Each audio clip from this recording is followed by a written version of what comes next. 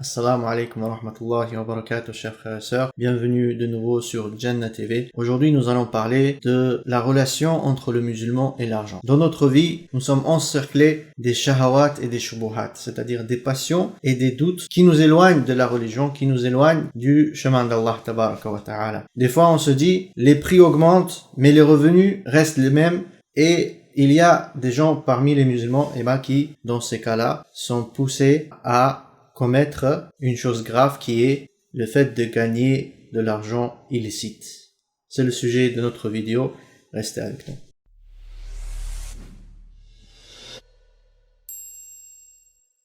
Le prophète sallallahu alayhi wa sallam a dit dans un hadith qui est rapporté par Tirmidhi: les pieds du serviteur ne bougeront pas yawm al-qiyamah, le jour de la résurrection, jusqu'à ce qu'il soit interrogé sur sa vie, comment il a vécu.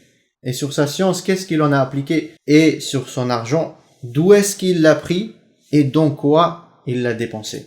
Et sur son corps, comment il l'a utilisé? Yawm al-Qiyamah, Allah il va t'interroger sur toutes ces choses-là qui sont citées dans ce hadith béni. Alors chaque centime, Allah subhanahu wa ta'ala va t'interroger. D'où est-ce que tu l'as pris? Où est-ce que tu l'as gagné? Et comment tu l'as dépensé? Est-ce que tu l'as dépensé d'une bonne façon ou est-ce que tu l'as dépensé d'une façon haram wa a'yadhan billah? Sachez, mes frères et sœurs, que le rizq, la subsistance, elle t'a déjà été prescrite lorsque tu étais encore dans le ventre de ta mère. Alors, ta volonté d'en avoir toujours plus ne va pas t'en apporter plus. Tu vas avoir juste ce qu'Allah tabaraka wa ta'ala t'a déjà prédestiné. S'il y aurait une personne qui voudrait t'enlever ton risque, priver de ton risque à toi, il ne pourra pas le faire parce qu'Allah tabaraka wa ta'ala était là, déjà prescrit. Et aucune âme ne quittera ce monde sans avoir épuisé totalement son risque qui lui a été écrit. Alors ça ne sert à rien de vouloir gagner l'argent par tous les moyens possibles, qu'ils soient halal ou haram. Et ça ne sert à rien de s'épuiser dans la recherche du risque jusqu'au point d'en être affligé, jusqu'au point de rentrer dans une dépression. Il y a des gens, ils sont dans dépression. Il y a des gens, ils n'ont même pas le temps d'adorer Allah tabaraka wa ta'ala. Ils n'ont plus le temps pour leur famille. Pourquoi? Parce qu'ils travaillent, parce qu'ils recherchent leur risque. Tout cela, c'est contraire à la religion d'Allah. Il faut savoir que l'argent, il ne t'appartient pas. L'argent qu'Allah il te donne, c'est une amana, c'est un dépôt. L'argent appartient à Allah, il ne t'appartient pas à toi. Et tu n'as pas le droit d'en faire ce que tu veux. Tu dois faire ce qu'Allah il t'a demandé, tabaraka wa ta'ala. Parmi les choses que tu ne dois pas faire avec l'argent, il y a le gaspillage. Allah tabaraka wa ta'ala a interdit le gaspillage. Il a dit wala tubadhir tabadhira. Et lorsqu'il a parlé des véritables serviteurs de Rahman, il a dit وَالَّذِينَ إِذَا أَنفَقُوا لَمْ يُسْرِفُوا وَلَمْ يُقْتِرُوا وَكَانَ بَيْنَ ذَلِكَ قَوَامًا. Ceux qui, lorsqu'ils dépensent, ils ne sont pas gaspillants. Ils ne gaspillent pas et ils ne sont pas avares. Et ils sont entre les deux extrêmes. Mais il y a un comportement qui est pire que le gaspillage. C'est le fait d'utiliser l'argent dans le haram. C'est le fait d'utiliser l'argent qu'Allah il t'a donné pour acheter des péchés.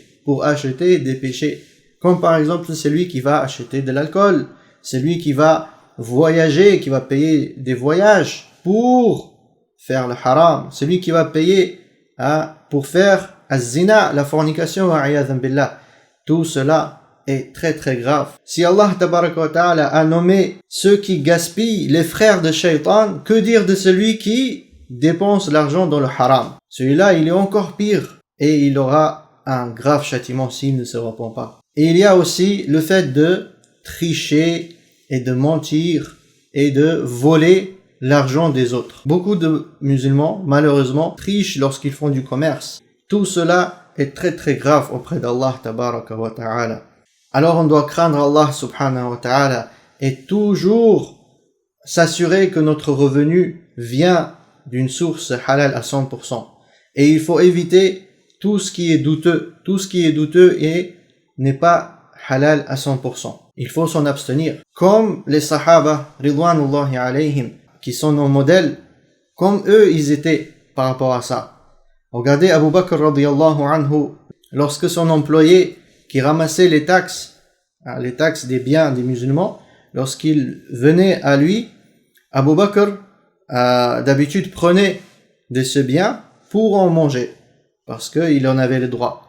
Et lorsque un jour, le garçon qui est venu avec ses biens, lorsqu'il lui a dit un jour, tu sais, aujourd'hui, il y a un homme qui est venu vers moi et m'a donné une partie des biens que tu en as mangé aujourd'hui. Cependant, c'était une personne que j'avais rencontrée dans la Jahiliya avant l'islam.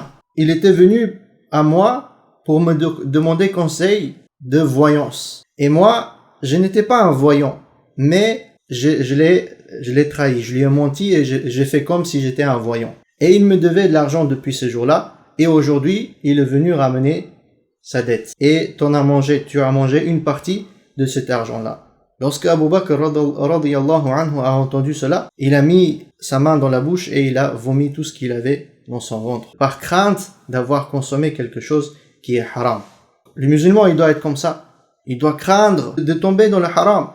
Lorsqu'il y a divergence sur une chose, lorsqu'il y a des choses douteuses, dont les savants ne sont pas d'accord sur le fait que ce soit licite, alors il faut l'éviter à tout prix. Et n'en consommer que en cas de besoin. Barakallahu fikum d'avoir écouté, qu'Allah subhanahu wa ta'ala nous donne de sa richesse, qu'Allah tabaraka wa ta'ala nous rend riches avec le halal, qu'Allah tabaraka wa ta'ala aide tous les pauvres parmi les musulmans.